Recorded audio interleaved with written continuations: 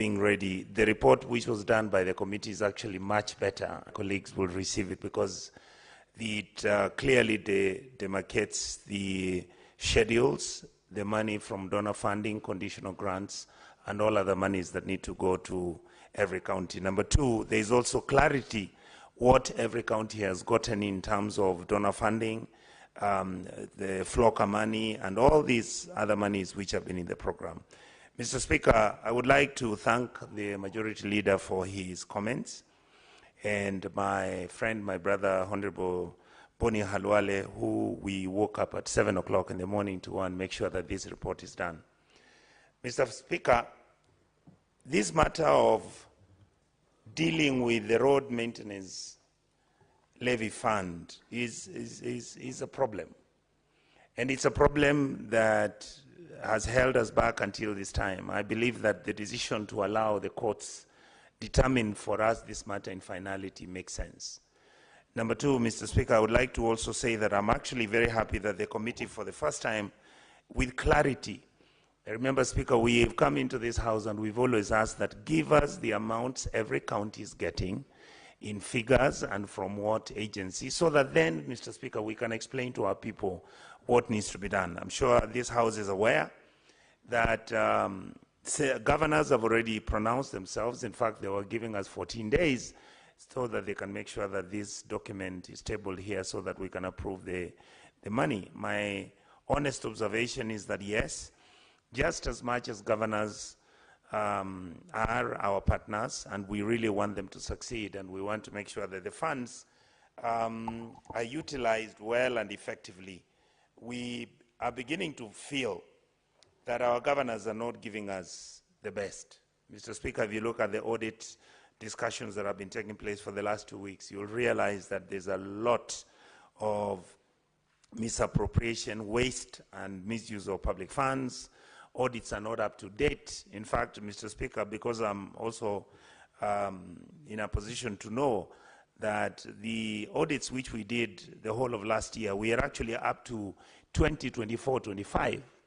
There are about 6 counties that their books have never been audited for the last 4 years. That's what they're struggling with. My feeling is that we would want to request our governors to use the money prudently, make sure that they are responsible, reduce the noise, the political noise that you have in the county governments, because Kenyans just want service delivery. Mr. Speaker, Kenyans just want nothing else but to give them service delivery, make sure that we pay our nurses and doctors, make sure that our teachers are paid on time, make sure that capitation money arrives in our schools on time, make sure that money for road construction arrives on time. If that happens, I saw yesterday, Mr. Speaker, where there was a debate, public debate as to why Kenyans are hungry. Angry. I don't think Kenyans are angry. Kenyans just want service. University students want their money to be available for their education. Teachers want their money for capitation to be available. Those who need to be promoted, promote them. Community health workers, people who are playing a very, very services within our country, medical services are actually given first priority. You find that we are not able to compensate them, pay their allowances. As you had the Secretary General, ODM, my leader, Honorable Sifuna, talk, he has said here very clearly, for the last 3 months, we've been having members from the medical fraternity coming to the gates of the Senate to make noise why we are not paying them, why we are not honoring their CBAs, the agreements which some of them were signed 2-3 years ago. So, Mr. Speaker, I would like to say that as a committee, we appreciate the support that we have received from this House. As a committee, I think the team has worked diligently. I want to thank my chair, Honorable Roba, who has really, really pushed.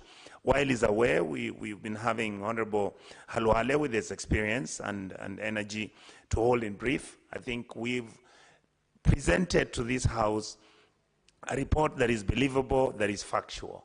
Every county, the money that has been given has been stated, whether it is for health, whether it is for agriculture, whether it's for roads. And I would like to say, Mr. Speaker, that the teams that were looking at the figures and the amounts and the amount of consternation it was raising. There were many issues that we dealt with, and we felt that because we don't have time, There was no need for us to have disagreements in terms of what the numbers were and what they were not. The only thing I want to remind many here is that last year there was a group of about 18 counties that were given money for the industrial parks, and we waited. I am happy that Kisii County, for example, Mr. Speaker, has also now been given the money for the industrial park, the money which was allocated for cancer as a special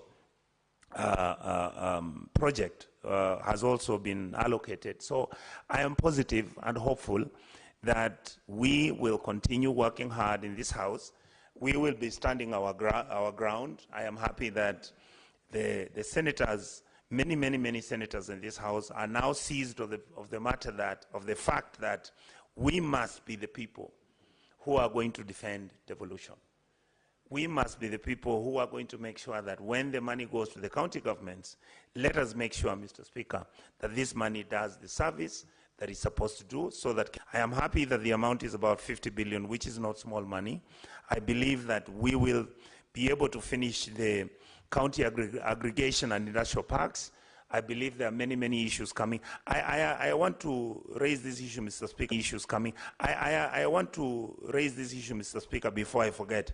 Honorable Halwale, I want to tell you that we need to engage our colleagues in the National Assembly to realize that they have to make a decision whether they are going to become the tenderpreneurs in government projects and deals, or whether they are going to serve the public in making sure that the money arrives at the county governments and their constituencies. There's a lot going on in our counties. There's a lot going on in our sub-counties. And Mr. Speaker, there's a lot going on in our sub-counties. And Mr. Speaker, my honest observation is that unless we begin to become prudent, and we need to deliver services to our people. But otherwise, I want to say that the last item, which again, Mr. Speaker, you had honorable, collected by the courts, and then these fines are supposed to be transferred to the consolidated fund. What we realized for the last 3 years that we've been looking at these figures, we have actually never had anybody say whether there was an audit done on these fines, whether the money is still being domesticated at the judiciary, or whether the money was transferred to the consolidated fund and budgeted for other purposes. I believe this would be a good call, because even if this money may not be so much, any money right now is needed in our republic. And I hope that we will continue to make sure that we maintain prudency and dignity in making sure that our resources are utilized effectively, fairly, equitably, and prudently. And this issue, another matter that I would like to finally engage in and explain to my colleagues in this House, we have been conducting and I would wish that my colleagues deeply look through, particularly this Senate. It is your responsibility to try and save the county governments, because they are really in trouble. Finally, we need to come up and solve this problem of where all governors, and indeed they are correct, that there is always late disbursement of funds from the exchequer. That matter must be sorted out, because, Mr. Speaker, anytime you delay payments of a trader or a business person who was a supplier, naturally you understand what that means. It means that his loans are either not going to be serviced. You're going to find some of these people have been auctioned in several counties. Some of these contractors have died, and you know, Mr. Speaker, governors are no longer paying pending bills, because now they're paying for the companies that they're using to do business for themselves. Second, and I hope that it will be expedited immediately so that the money can be sent to the county governments. Thank you, Mr. Speaker. Honorable Senators, for clarity and to guide the debate, we are on the second reading of the bill. Therefore, your debate should be based on the bill as opposed to a report, because the few senators who've contributed, they've actually not gone into the bill itself. So kindly base your comments on the bill, because we are debating a bill that has come for the second reading. Senator Kathori. Opportunity to comment on this very important bill touching on actually the core nerve of our work to make sure that devolution works in this country, Mr. Speaker.